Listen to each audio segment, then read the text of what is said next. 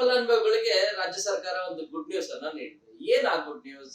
ಇಲ್ಲಿವರೆಗೆ ಪ್ರತಿ ತಿಂಗಳು 2,000 ರೂಪಾಯಿಯನ್ನ ಗೃಹಲಕ್ಷ್ಮಿಯರಿಗೆ ಅವರ ಬ್ಯಾಂಕ್ ಖಾತೆಗೆ ಹಣವನ್ನ ಹಾಕ್ತಾ ಇದ್ರು. ಅದು ಒಂದಷ್ಟು ವಿಳಂಬ ಆಗ್ತಿರ್ಬೋದು, ಆದ್ರೆ ನಿಮಗೆ ಖಂಡಿತವಾಗಿ ಕೂಡ ಬರ್ತಾ ಇದೆ. ಇದೀಗ ಮತ್ತೊಂದು ಗುಡ್ ನ್ಯೂಸ್ ಏನು ಅಂತಂದ್ರೆ, ಯಾರ್ಯಾರು ಗೃಹಲಕ್ಷ್ಮಿಯರಿದ್ದಾರೆ ಅಂದ್ರೆ 1,24,00,000 ಗೃಹಲಕ್ಷ್ಮಿಯರಿದ್ದಾರಲ್ಲ, ಅವರೆಲ್ಲರೂ ಕೂಡ ಸಾಲವನ್ನ ಪಡಿಬಹುದು. ಅದು ಕೂಡ ಯಾವುದೇ ಶೂರಿಟಿ ಇದೆ. ಅದು ಕೂಡ ಬರೋಬ್ಬರಿ 3 ಲಕ್ಷದವರೆಗೂ. ಹೇಗೆ ಅಪ್ಲೈ ಮಾಡಬೇಕು? ಈ ಸಹಕಾರ ಬ್ಯಾಂಕ್ ಅಲ್ಲಿ ನಾವು ಸದಸ್ಯರಾಗೋದು ಹೇಗೆ? ಇದರ ಮಾನದಂಡಗಳು ಏನು? ಶೂರಿಟಿ ಇಲ್ಲದೆ ಹೇಗೆ ಕೊಡ್ತಾರೆ? ಇವುಗಳೆಲ್ಲ ಕುರಿತಂತ ಕಂಪ್ಲೀಟ್ ಡೀಟೇಲ್ ಈ ಮಾಹಿತಿಯಲ್ಲಿದೆ, ಈ ವಿಡಿಯೋದಲ್ಲಿದೆ. ಕಂಪ್ಲೀಟ್ ಆಗಿ ನೋಡಿ. ಮೊದಲನೇದಾಗಿ ಗೃಹಲಕ್ಷ್ಮಿ ಸ್ಕೀಮ್ ತುಂಬಾ ಸಕ್ಸಸ್ ಆದಂತ ಗ್ಯಾರಂಟಿ ಯೋಜನೆ ರಾಜ್ಯ ಕಾಂಗ್ರೆಸ್ ಸರ್ಕಾರದ್ದು. ಅದರಲ್ಲೂ ಕೂಡ ಮಹಿಳೆಯರಿಗೆ, ಯಾರು ಮನೆಯೊಡತಿಯರಿದ್ದಾರೆ, ಗೃಹಲಕ್ಷ್ಮಿಯರಿದ್ದಾರೆ, ಅವರು ನಮ್ಮ ರಾಜ್ಯದಲ್ಲಿ ಇರೋದು 1,24,00,000. ಸೊ ಈಗಾಗಲೇ 23 ಕಂತಿನ ಹಣ ಕೊಟ್ಟಿದ್ದೇವೆ ಅಂತ ಹೇಳಿ ಸರ್ಕಾರ ಹೇಳ್ತಾ ಇದೆ. ಮಧ್ಯದಲ್ಲಿ 1-2 ತಿಂಗಳು ಕೊಟ್ಟಿಲ್ಲ ಅನ್ನೋದು ಕೂಡ ಅದು ಸ್ಪಷ್ಟವಾಗಿ ಗೊತ್ತಾಗಿದೆ. ಯಾಕಂದ್ರೆ ಲಾಸ್ಟ್ ಫೆಬ್ರವರಿ ಮತ್ತು ಮಾರ್ಚ್ ತಿಂಗಳಲ್ಲಿ ಕೊಟ್ಟಿಲ್ಲ ಅನ್ನೋದು ಕೂಡ ಸದನದಲ್ಲೂ ಕೂಡ ಚರ್ಚೆ ಆಯಿತು. ಇರ್ಲಿ, ಈ ವಿಷಯ ಈಗಿರುವಂತ ವಿಷಯ ಏನು ಅಂತಂದ್ರೆ, ಗೃಹಲಕ್ಷ್ಮಿಯರು ಯಾರ್ಯಾರು ಇದಿರಲ್ಲ, ಇವರೆಲ್ಲರೂ ಕೂಡ ಗೃಹಲಕ್ಷ್ಮಿ ಸಹಕಾರ ಬ್ಯಾಂಕ್ ಅಲ್ಲಿ ಸದಸ್ಯರಾಗ್ಲಿಕ್ಕೆ ಅವಕಾಶ ಇರುತ್ತೆ. ಒತ್ತಾಯ ಇಲ್ಲ, ಒತ್ತಡ ಇಲ್ಲ.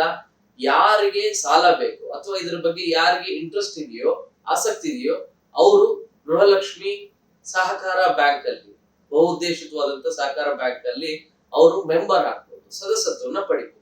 ಹೇಗ್ ಸದಸ್ಯತ್ವವನ್ನ ಪಡೆಯೋದು ಅಂದ್ರೆ, ಈ ಸಹಕಾರ ಬ್ಯಾಂಕ್ ಅಲ್ಲಿ ಒಂದಷ್ಟು ನಿಯಮಗಳನ್ನ ಮಾಡಿದ್ದಾರೆ, ಮಾನದಂಡಗಳಿದಾವೆ. ಮಾನದಂಡಗಳು ಯಾವುದಕ್ಕೆ? ಸಾಲವನ್ನ ಪಡಿಬೇಕು ಅನ್ನೋದಾದ್ರೆ, ಅಥವಾ ನೀವು ಮೆಂಬರ್ ಆಗ್ಬೇಕಾದ್ರೆ ಏನು ಮಾನದಂಡ ಇದೆ, ಆ ಕುರಿತಾದಂತ ಡೀಟೇಲ್ ಈಗ ನಿಮಗೆ ಹೇಳ್ತಾ ಹೋಗ್ತೀನಿ. ಗೃಹಲಕ್ಷ್ಮಿ ಯಾರ್ಯಾರಿದ್ದೀರಿ, ಮನೆಯೊಡತಿರಿದ್ದೀರಿ, ಅವರಿಗೆ ಮಾತ್ರ ಈ ಸದಸ್ಯತ್ವನ ಪಡ್ಲಿಕ್ಕೆ ಅವಕಾಶ ಇದೆ. ಅಂದ್ರೆ ಗೃಹಲಕ್ಷ್ಮಿ ಸಹಕಾರ ಬ್ಯಾಂಕ್ ಅಲ್ಲಿ ಅವರು ಮೆಂಬರ್ ಆಗ್ಬೋದು. ಇನ್ನುಳಿದಂತವ್ರು ಯಾರಾದ್ರೂ ಮೆಂಬರ್ ಆಗ್ಬೋದಾದ್ರೆ ಇಲ್ಲ, ಅವ್ರಿಗೆ ಅವಕಾಶ ಇಲ್ಲ. ಯಾರಿಗೆ ಗೃಹಲಕ್ಷ್ಮಿ ಮನೆಯೊಡತಿಯಾಗಿ ಅವರ ಬ್ಯಾಂಕ್ ಖಾತೆಗೆ ಹಣ ಬರ್ತಾ ಇದೆಯಲ್ಲ, ಅವರಿಗೆ ಮಾತ್ರ ಅವಕಾಶ ಇರೋದು. ನಮ್ಮ ರಾಜ್ಯದಲ್ಲಿ ಈಗಾಗಲೇ 1,24,00,000 ಏನು ಮಹಿಳೆಯರು ಗೃಹಲಕ್ಷ್ಮಿ ಇದ್ದಾರೆ, ಅವರಿಗೆ ಈ ಸಹಕಾರ ಬ್ಯಾಂಕ್ ಅಲ್ಲಿ ಮೆಂಬರ್ ಆಗ್ಲಿಕ್ಕೆ ಅವಕಾಶವನ್ನ ಮಾಡ್ಕೊಟ್ಟಿದ್ದಾರೆ. Rule number 1. ಸೊ ಎರಡನೇದು ಏನು ಅಂತ ಅನ್ನೋದಾದ್ರೆ, ಅವರು ಸದಸ್ಯತ್ವವನ್ನು ಹೇಗ್ ಪಡಿಬೇಕು ಅನ್ನೋದಾದ್ರೆ, ಪ್ರತಿ ತಿಂಗಳು 200 ರೂಪಾಯಿನ ಕಟ್ತಾ ಹೋಗ್ಬೇಕು. ಎಲ್ಲಿವರೆಗೆ? ಮಿನಿಮಮ್ 6 ತಿಂಗಳವರೆಗೆ ಕಟ್ತಾ ಹೋಗ್ಬೇಕು. ಅದಕ್ಕೂ ಮುಂಚಿತವಾಗಿ ಸದಸ್ಯತ್ವ ಪಡಿಬೇಕು ಅಂದ್ರೆ 1,000 ರೂಪಾಯಿ ಶೇರ್ ಅನ್ನ ನೀವು ಖರೀದಿ ಮಾಡಬೇಕು. ಅದ್ರ ಜೊತೆಗೆ 250 ರೂಪಾಯಿ ಪ್ರೊಸೆಸಿಂಗ್ ಫೀಸ್ ಅಂತ ಇರುತ್ತೆ. 1,000 ರೂಪಾಯಿ, ಅದರ ಜೊತೆಗೆ 250, 1,250 ರೂಪಾಯಿಯನ್ನ ಕಟ್ಟಿದ್ರೆ ನೀವು ಗೃಹಲಕ್ಷ್ಮಿ ಸಹಕಾರ ಬ್ಯಾಂಕ್ ಅಲ್ಲಿ ಮೆಂಬರ್ ಆಗ್ಬೋದು. ಸಾಲ ಪಡಿಬೇಕು ಅನ್ನೋದಾದ್ರೆ ನೀವು 6 ತಿಂಗಳು ಕಂಟಿನ್ಯೂಸ್ ಆಗಿ, ಅಂದ್ರೆ 1 ತಿಂಗಳು ಕೂಡ ಮಿಸ್ ಆಗದ ರೀತಿಯಾಗಿ ಪ್ರತಿ ತಿಂಗಳು 200 ರೂಪಾಯಿ, ಪ್ರತಿ ತಿಂಗಳು 200 ರೂಪಾಯಿ, ಹೀಗೆ 6 ತಿಂಗಳು ನಿರಂತರವಾಗಿ 200 ರೂಪಾಯಿ ಸೇವಿಂಗ್ ಖಾತೆ ಇರುತ್ತೆ. ಆ ಖಾತೆಗೆ ಪ್ರತ್ಯೇಕವಾಗಿ ಹಣವನ್ನ ಹಾಕಬೇಕು.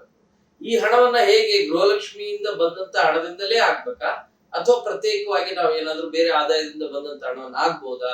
ಈ ಪ್ರಶ್ನೆ ಕೂಡ ಸಹಜವಾಗಿ ಮೂಡುತ್ತೆ.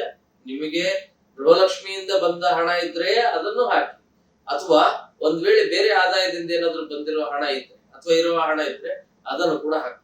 ಯಾಕೆ 6 ತಿಂಗಳು ಕಂಟಿನ್ಯೂಸ್ ಆಗಿ 200 ರೂಪಾಯಿ ನೀವು ಸೇವಿಂಗ್ ಬ್ಯಾಂಕ್ ಖಾತೆ ರೀತಿ ಹಣವನ್ನ ಹಾಕ್ಬೇಕು ಅಂತ ಹೇಳಿದ್ರೆ, 6 ತಿಂಗಳು ನಿರಂತರವಾಗಿ 200 ರೂಪಾಯಿ ನೀವು ಹಾಕಿದ್ರೆ, 6 ತಿಂಗಳು ನಿಮ್ಮ ನೀವು ಮಾಡ್ತಿರುವಂತ ಲೆಕ್ಕಾಚಾರ, ಅಂದ್ರೆ ನೀವು ಹಾಕ್ತಿರುವಂತ ಹಣ ಮತ್ತು ಬದ್ಧತೆ ಇವುಗಳೆಲ್ಲವನ್ನೂ ಕೂಡ ನೋಡಿ ರಾಜ್ಯ ಸರ್ಕಾರ ಒಂದು ನಿರ್ಧಾರವನ್ನ ಮಾಡುತ್ತೆ, ನಿಮಗೆ ಎಷ್ಟು ಸಾಲವನ್ನ ಕೊಡಬಹುದು ಅಂತ ಹೇಳಿ. ಸೊ ಈ ಕಾರ್ಯವನ್ನ ಯಾರು ಮಾಡ್ತಾರೆ ಅಂದ್ರೆ, ಅಂಗನವಾಡಿ ಕಾರ್ಯಕರ್ತರು ಇರ್ತಾರೆ ನಿಮ್ಮೂರಲ್ಲಿ, ಅವರು, ಅದರ ಜೊತೆಗೆ ಸ್ಥಳೀಯವಾಗಿರುವಂತಹ ಮಹಿಳಾ ಮತ್ತು ಮಕ್ಕಳ ಅಭಿವೃದ್ಧಿ ಇಲಾಖೆಯ ಅಧಿಕಾರಿಗಳು. ಸೊ ಇವರಿಬ್ರು ಡಿಸೈಡ್ ಮಾಡ್ತಾರೆ ನಿಮಗೆ ಎಷ್ಟು ಲೋನ್ ಕೊಡಬಹುದು. ಪರ್ಸನಲ್ ಲೋನ್ ಅನ್ನ ಕೊಡ್ತಾರೆ. Minimum 30,000, maximum 3 lakh. ಎಷ್ಟು ಇಂಟ್ರೆಸ್ಟ್ ಇರುತ್ತೆ ಇದು ಅನ್ನೋದು ಸಹಜವಾದಂತ ಪ್ರಶ್ನೆ. ಯಾಕಂದ್ರೆ ಸಾಲ ತಗೋತೀವಿ ಅಂದ್ರೆ ಎಷ್ಟು ಇಂಟ್ರೆಸ್ಟ್ ಅಂತ ಹೇಳಿ. ಈಗ ಫೈನಾನ್ಸ್ ನ ಭರಾಟೆ, ಖಾಸಗಿ ಫೈನಾನ್ಸ್ಗಳು ಬಡ್ಡಿ, ಚಕ್ರ ಬಡ್ಡಿ ಹಾಕಿ ಇನ್ನಿಲ್ಲದ ತೊಂದರೆಗಳನ್ನು ಕೊಟ್ಟು ನಿಜವಾಗ್ಲೂ ಕೂಡ ಸಾಲ ತಗೊಳ್ಳದೆ ನಿಜವಾಗ್ಲೂ ಕೂಡ ಒಳ್ಳೇದಲ್ಲ ಅನ್ನೋ ರೀತಿಯಂತ ನಿರ್ಧಾರಕ್ಕೆ ಬಂದ್ಬಿಟ್ಟಿದ್ದಾರೆ. ಸಾಕಷ್ಟು ಜೀವನಗಳೆಲ್ಲ ಹಾಳಾಗೋಗ್ಬಿಟ್ಟಿದ್ದಾರೆ. ಆದ್ರೆ ರಾಷ್ಟ್ರೀಕೃತ ಬ್ಯಾಂಕ್ಗಳು ಹೇಗೆ ಬಡ್ಡಿ ಕೊಡ್ತಾರೆ ಅಂದ್ರೆ, ಬಡ್ಡಿಯನ್ನ ಇಂಟ್ರೆಸ್ಟ್ ಅನ್ನ ನಿಗದಿ ಮಾಡ್ತಾರೋ, ಅದ ಅದರಷ್ಟು ಅಥವಾ ಅದಕ್ಕಿಂತಲೂ ಕೂಡ ಕಡಿಮೆ ಕೊಡುವಂತ ಪ್ರಯತ್ನ ಪಡ್ತೇವೆ ಅಂತ ಹೇಳಿ ಹೇಳ್ತಾ ಇದ್ದಾರೆ ಸಚಿವ ಲಕ್ಷ್ಮೀ ಹೆಬ್ಬಾಳ್ಕರ್. ಸೊ ರಾಷ್ಟ್ರೀಕೃತ ಬ್ಯಾಂಕ್ಗಳಲ್ಲಿ ಎಷ್ಟಿದೆ ಅಂದ್ರೆ 7% ಇಂದ 9% ವಾರ್ಷಿಕ ಬಡ್ಡಿ. ನಾನು ಹೇಳ್ತಾ ಇರೋದು ತಿಂಗಳ ಬಡ್ಡಿ ಅಲ್ಲ, ವಾರ್ಷಿಕ ಬಡ್ಡಿ 7ರಿಂದ 9, ಅದಕ್ಕಿಂತಲೂ ಕೂಡ ಕಡಿಮೆ ಆಗ್ಬಹುದು ಅಂತ ಹೇಳ್ತಾ ಇದ್ದಾರೆ. ಅಂದ್ರೆ ನೀವು 3 ಲಕ್ಷದವರೆಗೂ ಕೂಡ ಮ್ಯಾಕ್ಸಿಮಮ್ ತೆಗೆದುಕೊಂಡು. ಹಾಗಾದ್ರೆ ಏನು, ನೀವು 6 ತಿಂಗಳು 200 ರೂಪಾಯಿ ಕಟ್ಟಿಬಿಟ್ರೆ 6ನೇ ತಿಂಗಳು ಇಮಿಡಿಯೇಟ್ ಆಗಿ ಬಂದ್ಬಿಡುತ್ತಾ? ಇಲ್ಲ, ಅದಕ್ಕೂ ಕೂಡ ಒಂದು ಪ್ರೋಸೆಸ್ ಇದೆ. ಪ್ರೋಸೆಸ್ ಏನು ಅಂತಂದ್ರೆ, ಮೊದಲು 1250 ರೂಪಾಯಿ ಫೀಸ್ ಅನ್ನ ಕಟ್ಟಬೇಕು. ಅದ್ರಲ್ಲಿ 1000 ರೂಪಾಯಿ ಶೇರ್ ಆಗುತ್ತೆ, 250 ರೂಪಾಯಿ ಪ್ರೊಸೆಸಿಂಗ್ ಫೀಸ್ ರೀತಿ ಆಗುತ್ತೆ.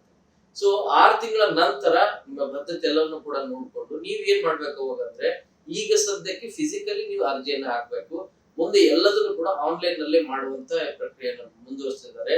ಈ 200 ರೂಪಾಯಿ ಸೇವಿಂಗ್ ಹಾಕೋದಿದೆಯಲ್ಲ, ಎಲ್ಲಿ ಕಟ್ಟಬೇಕು ಅನ್ನೋದ್ರ ಬಗ್ಗೆನೂ ಕೂಡ ಚರ್ಚೆ ಇದೆ. ನಿಮ್ದೇ ಒಂದು ಬ್ಯಾಂಕ್ ಖಾತೆಯನ್ನ ಸಹಕಾರ ಬ್ಯಾಂಕ್ ಅಲ್ಲಿ ಒಂದು ಖಾತೆಯನ್ನ ಓಪನ್ ಮಾಡ್ತಾರೆ. ಎಲ್ಲದೂ ಕೂಡ ಆನ್ಲೈನ್ ಅಲ್ಲೇ, ಫೋನ್ ಪೇ, ಗೂಗಲ್ ಪೇ, ಹೀಗೆ UPI ಪೇಮೆಂಟ್ ಗಳಿಂದವೆ, ಅಥವಾ ಬ್ಯಾಂಕ್ ಟ್ರಾನ್ಸಾಕ್ಷನ್ ಇಂದ ಮಾಡೋದಾದ್ರೆ ಬ್ಯಾಂಕ್ ಟ್ರಾನ್ಸಾಕ್ಷನ್ ಇಂದ 200 ರೂಪಾಯಿಯನ್ನ ಹಾಕ್ತಾ ಹೋಗ್ಬೇಕು. 6 ತಿಂಗಳು ಆದ್ಮೇಲೆ ನೀವು ಹತ್ತಿರದ ಅಂಗನವಾಡಿ ಕೇಂದ್ರದಲ್ಲಿರುವಂತಹ ಕಾರ್ಯಕರ್ತರನ್ನ ಭೇಟಿ ಆಗ್ಬೇಕು, ಅಥವಾ ಹತ್ತಿರದಲ್ಲಿರುವಂತಹ ಮಹಿಳಾ ಮತ್ತು ಮಕ್ಕಳ ಅಭಿವೃದ್ಧಿ ಇಲಾಖೆ ಏನಿದೆ ಆ ಇಲಾಖೆ ಅಧಿಕಾರಿಗಳನ್ನ ಭೇಟಿ ಮಾಡಬೇಕು. ಅವರು ಒಂದು ಅರ್ಜಿ ಫಾರ್ಮ್ ಅನ್ನ ಕೊಡ್ತಾರೆ. ಆ ಅರ್ಜಿ ಫಾರ್ಮ್ ಅನ್ನ ತೆಗೆದುಕೊಂಡು ಫಿಲ್ ಮಾಡಬೇಕು. ಯಾವ ಕಾರಣಕ್ಕಾಗಿ ಲೋನ್ ತೆಗೆದುಕೊಳ್ತಿದ್ದೇವೆ ಆ ಕುರಿತಾದಂತ ಕೆಲವೊಂದಷ್ಟು ಪೂರಕ ದಾಖಲೆಗಳು ಬೇಕಾಗತ್ತೆ. ಕೇಳಿದಂತ ಸಿಬ್ಬಂದಿ ಅಥವಾ ಅಧಿಕಾರಿಗಳು ಕೇಳ್ತಾರೆ, ಅಪೂರಕವಾದಂತ ದಾಖಲೆಗಳನ್ನು ಕೂಡ ಕೊಡಬೇಕು. ಉದಾಹರಣೆಗೆ ಒಂದು ತರಕಾರಿ, ಚಿಕ್ಕದಾಗಿ ಒಂದು ತರಕಾರಿ ಮಾರಾಟ ಮಾಡುವಂತ ಒಂದು ಮಳಿಗೆಯನ್ನು ಓಪನ್ ಮಾಡ್ಕೊತೀವಿ, ಅಥವಾ ಒಂದು ಟೈಲರ್ ಶಾಪ್ ಅನ್ನ ಓಪನ್ ಮಾಡ್ಕೊತೀವಿ, ಅಥವಾ ಕೋಳಿ ಸಾಕಾಣಿಕೆ ಮಾಡ್ತೀವಿ, ಅಥವಾ ಕುರಿ ಸಾಕಾಣಿಕೆ ಮಾಡ್ತೀವಿ. ಹೀಗೆ ನಿಮಗೆ ಯಾವ ಕೆಲಸ ಮಾಡ್ಲಿಕ್ಕೂ ಅಥವಾ ವೈಯಕ್ತಿಕವಾಗಿ ಮಕ್ಕಳ ಎಜುಕೇಶನ್ ಸಲುವಾಗಿ ನಿಮ್ಗೆ ಲೋನ್ ಬೇಕಾಗಿರೋದು, ಹೀಗೆ ನಿಮ್ಗೆ ಯಾವ್ದು ಬೇಕು ಅದರ ಪೂರಕವಾದಂತ ದಾಖಲೆಗಳೆಲ್ಲವನ್ನು ಕೂಡ ನೀವು ಆಡ್ ಮಾಡಿ ಕೊಟ್ರೆ ಡಿಸೈಡ್ ಮಾಡ್ತಾರೆ ಅಂಗನವಾಡಿ ಕಾರ್ಯಕರ್ತರು ಮತ್ತು ಮಹಿಳಾ ಮತ್ತು ಮಕ್ಕಳ ಅಭಿವೃದ್ಧಿ ಇಲಾಖೆಯ ಅಧಿಕಾರಿಗಳು. ಡಿಸೈಡ್ ಮಾಡಿ ನಿಮ್ಗೆ ಎಷ್ಟು ಕೊಡ್ಬೋದು ಅಂತ ಹೇಳಿ. ಸೊ ಅದು ಡಿಸೈಡ್ ಮಾಡಾದ್ಮೇಲೆ ಅದು 2 ಲಕ್ಷನೂ ಕೊಡ್ಬೋದು, 2 ಲಕ್ಷನೂ ಕೊಡ್ಬೋದು. ನೀವು ಕೇಳಿದಂತ ಸಾಲದ ಪ್ರಮಾಣದ ಮೇಲೆ ಡಿಪೆಂಡ್ ಆಗುತ್ತೆ, ಅಷ್ಟು ಕೊಡ್ಬೇಕಾ ಅಥವಾ ಅದಕ್ಕಿಂತ ಕಡಿಮೆ ಕೊಡ್ಬೇಕಾ ಅಂತ ಹೇಳಿ. ಹೆಚ್ಚಂತೂ ಕೊಡೋದಿಲ್ಲ, ಮಿನಿಮಮ್ 30,000, ಮ್ಯಾಕ್ಸಿಮಮ್ 3 ಲಕ್ಷದವರೆಗೂ ಕೂಡ ಕೊಡ್ತಾರೆ. ಸೊ ಇದನ್ನ ಮರುಪಾವತಿ ಮಾಡೋದು ಹೇಗೆ, ಬಡ್ಡಿ ಬಗ್ಗೆನೂ ಕೂಡ ಮಾಹಿತಿ ಕೊಟ್ಟೆ. ಮರುಪಾವತಿ ಮಾಡೋದು ಹೇಗೆ ಅಂತ ಹೇಳಿ, ನೀವು ಸಾಲ ಕೊಟ್ಟಂತ ಹಣ ಏನಿದೆಯಲ್ಲ ಅದು ಆನ್ಲೈನ್ ನಲ್ಲಿ ನಿಮ್ಮ ಬ್ಯಾಂಕ್ ಖಾತೆ ಮೂಲಕ ಬ್ಯಾಂಕ್ ಖಾತೆಗೆ ಹಣ ವರ್ಗಾವಣೆ ಆಗುತ್ತೆ. ಎಷ್ಟು ಅಂತ ಹೇಳಿ ಇಮಿಡಿಯೇಟ್ ಆಗಿ ಆಗತ್ತೆ ಅಂತ ಹೇಳಿ ಈಗ ಸದ್ಯದ ಮಾಹಿತಿ, ಅಂದ್ರೆ ಅಧಿಕಾರಿಗಳು ಕೊಡ್ತಿರುವಂತ ಮಾಹಿತಿ. ಸೊ ಇದನ್ನ ರಿಟರ್ನ್ ಮಾಡೋದು ಹೇಗೆ ಅಂತಂದ್ರೆ, ಇಂಟ್ರೆಸ್ಟ್ ಎಷ್ಟು ಅಂತಾನೂ ಕೂಡ ಹೇಳಿದೆ. 1 ವರ್ಷ, 1 ವರ್ಷದಿಂದ 5 ವರ್ಷದವರೆಗೆ ಅವಕಾಶ ಇರುತ್ತೆ ಅಂತ ಹೇಳಿ. ಸೊ ಅಷ್ಟರ ಒಳಗಡೆ ನೀವು ಹಣವನ್ನ ಮರುಪಾವತಿ ತಿಂಗಳು ಮರುಪಾವತಿ ಮಾಡ್ತಾ ಹೋಗ್ಬೇಕು. ಸೊ ಬಡ್ಡಿ 1 ವರ್ಷಕ್ಕೆ ವಾರ್ಷಿಕವಾಗಿ 7ರಿಂದ 9% ಇರುವಂತ ಸಾಧ್ಯತೆ ಇದೆ. ರಾಷ್ಟ್ರೀಕೃತ ಬ್ಯಾಂಕ್ಗಳು ಎಷ್ಟು ಇಂಟ್ರೆಸ್ಟ್ ಇದೆಯೋ ಅಷ್ಟು ಕೊಡ್ತೇವೆ ಅಂತ ಹೇಳ್ತಾ ಇರೋದು. ಇನ್ನು ಒಂದು ಬಹಳ ಪ್ರಮುಖವಾದಂತ ವಿಚಾರ ಅಂತಂದ್ರೆ, ಬೇರೆ ಬ್ಯಾಂಕ್ಗಳಲ್ಲೂ ಸಿಗ್ತದಲ್ಲ ಅಂತ ಪ್ರಶ್ನೆ ಮಾಡಿದ್ರೆ, ಇದು ಮಹಿಳೆಯರಿಂದ ಮಹಿಳೆಯರಿಗಾಗಿ ಮಹಿಳೆಯರಿಗೋಸ್ಕರನೇ ತೆರೆದಂತಹ ಸಹಕಾರ ಬ್ಯಾಂಕ್. ಇದು ವಿಶ್ವದಲ್ಲೇ ಮೊದಲ ಮಹಿಳಾ ಬ್ಯಾಂಕ್, ಮಹಿಳಾ ಸಹಕಾರ ಬ್ಯಾಂಕ್ ಅಂತ ಹೇಳಿ ಲಕ್ಷ್ಮೀ ಹೆಬ್ಬಾಳ್ಕರ್ ಸಚಿವರು ಬಣ್ಣನೆ ಮಾಡಿದ್ದಾರೆ. ಕಳೆದ ತಿಂಗಳು ನಡೆದಂತಹ ಪ್ರೋಗ್ರಾಮ್ ಅಲ್ಲಿ ಈಗಾಗಲೇ ಉದ್ಘಾಟನೆಯನ್ನು ಕೂಡ ಸಿಎಂ ಸಿದ್ದರಾಮಯ್ಯ ಮತ್ತು DK ಶಿವಕುಮಾರ್ ಮಾಡಿದ್ದಾರೆ. ಸೊ ಈ ರೀತಿಯಾಗಿ ಮುಂದೆ ಸರ್ಕಾರ ಏನಾದ್ರೂ ಪತನ ಆಯ್ತು, ಬೇರೆ ಸರ್ಕಾರ ಬಂತು ಅಂದ್ರೂ ಕೂಡ ಈ ಸಹಕಾರ ಬ್ಯಾಂಕ್ ಏನಿದೆ ಇದು ಹಾಗೇನೆ ಮುಂದುವರಿಯುತ್ತೆ, ಯಾವ್ದು ಕೂಡ ತೊಂದರೆ ಆಗೋದಿಲ್ಲ. ಯಾಕಂದ್ರೆ ಅಧಿಕಾರಿಗಳು ಮತ್ತೆ ಏನು ಒಂದು ಪ್ರೋಸೆಸ್ ಏನಿದೆಯಲ್ಲ ಅದು ಆ ಪ್ರೋಸೆಸ್ ಕಂಟಿನ್ಯೂ ಆಗಿರುತ್ತೆ. ಮಹಿಳೆಯರ ಸದಸ್ಯರು ಯಾರು ಇರ್ತಾರಲ್ಲ ಅವರೇ ಮೆಂಬರ್ ಆಗ್ತಾರೆ. ಅಂದ್ರೆ ಗೃಹಲಕ್ಷ್ಮಿ ಯಾರು ಇರ್ತಾರೆ ಅವರೇ ಮೆಂಬರ್ ಆಗ್ತಾರೆ. ಅವರೇ ಅಲ್ಲೊಂದು ಕಮಿಟಿಯನ್ನ ಮಾಡ್ಕೊಂಡಿರ್ತಾರೆ, ಅವರೇ ಡಿಸೈಡ್ ಮಾಡ್ತಾರೆ. ಸಹಕಾರ ತತ್ವದಲ್ಲಿ ಶುರುವಾಗಿರುವಂತ ಈ ಬ್ಯಾಂಕ್ ಇದು ಬಹಳ ಪ್ರಮುಖವಾದಂಥದ್ದು. ಬದ್ಧತೆ ಹಿನ್ನೆಲೆಯಲ್ಲಿ, ಅಂದ್ರೆ ಒಂದು 6 ತಿಂಗಳು ಕಟ್ಟಿರ್ತಾರಲ್ಲ, ಹಣವನ್ನು ನೋಡ್ಕೊಂಡು ಎಲ್ಲಾ ಕಡೆ ಬಂದಂತ ಹಣವನ್ನು ಕಲೆಕ್ಟ್ ಮಾಡ್ಕೊಂಡೆ ಒಬ್ಬರಿಗೆ ಸಾಲವನ್ನ ಕೊಡೋದು. ಹೀಗೆ ಯಾರ್ಯಾರಿಗೆ ಸಾಲ ಬೇಕಾಗಿದೆಯೋ ಆ ಸಾಲವನ್ನ ಕೊಡುವಂತ ಕಾರ್ಯವನ್ನು ಕೂಡ ಮಾಡ್ತಾರೆ.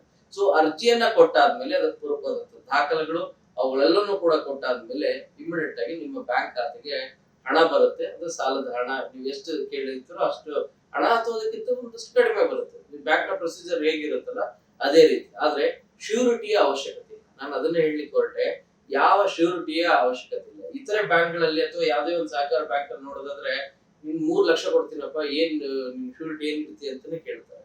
ಆದ್ರೆ ಇಲ್ಲಿ ಯಾವುದೇ ಶ್ಯೂರಿಟಿ ಇರುವಂತ ಕಾರ್ಯ ಇಲ್ಲ. ಒಂದು, ನೀವು ಗೃಹಲಕ್ಷ್ಮಿಯರು ಅನ್ನೋದು ಒಂದು. ಎರಡನೇದು, ಕಳೆದ 6 ತಿಂಗಳಿಂದ 200 ರೂಪಾಯಿ ಕಟ್ಟಿರ್ತೀವಿ. ಅದ್ರ ಜೊತೆಗೆ ಫಸ್ಟ್ ಗೆ 1250 ರೂಪಾಯಿ ಕಟ್ಟಿರ್ತೀವಿ. ಅದರಲ್ಲಿ 1000 ರೂಪಾಯಿ ಶೇರ್ ಅಮೌಂಟ್ ಇರುತ್ತೆ. ಇವುಗಳೆಲ್ಲನೂ ಕೂಡ ಪರಿಗಣನೆ ಮಾಡಿಕೊಂಡು ಹಣವನ್ನ ಅಂದ್ರೆ ನಿಮಗೆ ಲೋನ್ ಕೊಡುವಂತ ಕಾರ್ಯವನ್ನ ಮಾಡ್ತಾರೆ.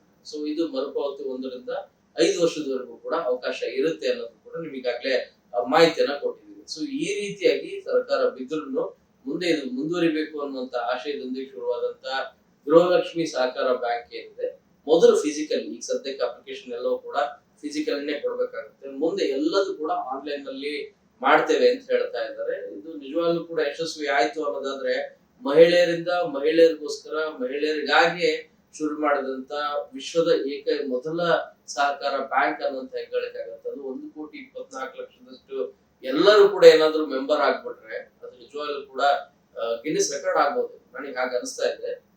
ಗೃಹಲಕ್ಷ್ಮಿಯ ಎಲ್ಲರನ್ನೂ ಒಂದ್ ಕಡೆಗೆ ಸೇರಿಸೋದು ಅದು ಈ ಮೂಲಕ, ಮತ್ತು ಅವರ ಆರ್ಥಿಕ ಸ್ಥಿಮಿತತೆ ಅಂದ್ರೆ ಆರ್ಥಿಕವಾಗಿ ಪ್ರಾಬಲ್ಯರಾಗ್ಲಿಕ್ಕೆ ಅಥವಾ ಆರ್ಥಿಕವಾಗಿ ಸಬಲರಾಗ್ಲಿಕ್ಕೆ ಇದು ಕೂಡ ತುಂಬಾನೇ ಅನುಕೂಲ ಆಗತ್ತೆ. ಎಲ್ಲರೂ ಮಿಸ್ಅಂಡರ್ಸ್ಟ್ಯಾಂಡಿಂಗ್ ಮಾಡ್ಕೊಂಡಿರೋದು ಏನಂದ್ರೆ ಗೃಹಲಕ್ಷ್ಮಿ ಬಂದ ಹಣದಲ್ಲೇ ಹಾಕ್ಬೇಕಾ ಅಂತೇಳಿ.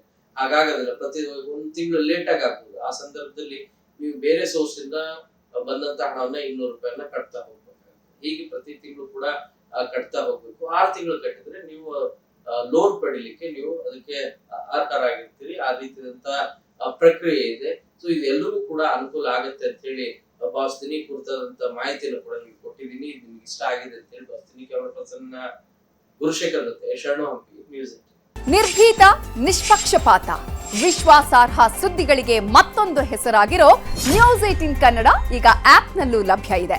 ದಯವಿಟ್ಟು ಇಲ್ಲಿರೋ QR ಕೋಡ್ ಅನ್ನ ಸ್ಕ್ಯಾನ್ ಮಾಡಿಕೊಂಡು ಆಪ್ ಡೌನ್ಲೋಡ್ ಮಾಡೋದಕ್ಕೆ ಮರಿಬೇಡಿ. ನಿಮ್ಮ ಬೆಂಬಲ ಹೀಗೆ ಸದಾ ನಮ್ಮೊಂದಿಗಿರಲಿ. ಧನ್ಯವಾದ.